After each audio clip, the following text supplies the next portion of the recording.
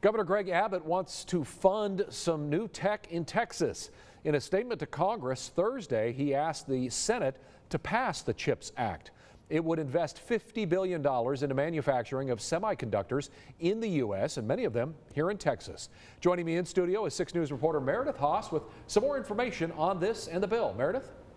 Chris, these semi-conductors are the little gadgets inside your iPhones and your computers. Political leaders and experts weigh in on whether more funding for manufacturing will be a good thing for Central Texas.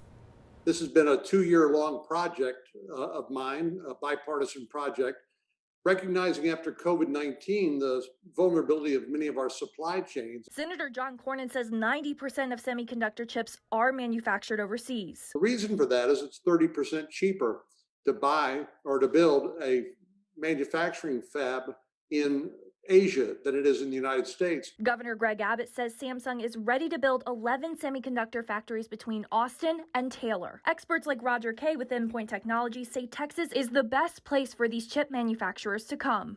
Texas is now in the position of having enough silicon industries so that it has kind of a momentum of its own.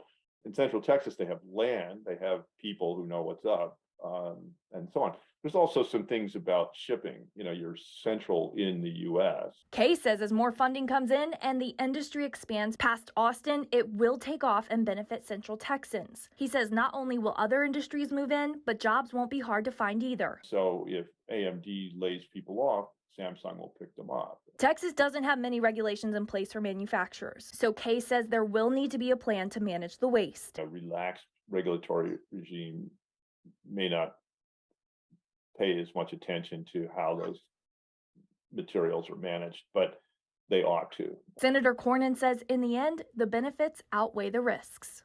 The risk is just unacceptable, so that's the reason why this is so important. I did reach out to Congressman Pete Sessions, and representatives say he does not have a stance on the act. Chris. All right, yeah, could stimulate jobs, housing, tax base, of course, could be a lot of effects here for Central Texas. Thank you, Meredith.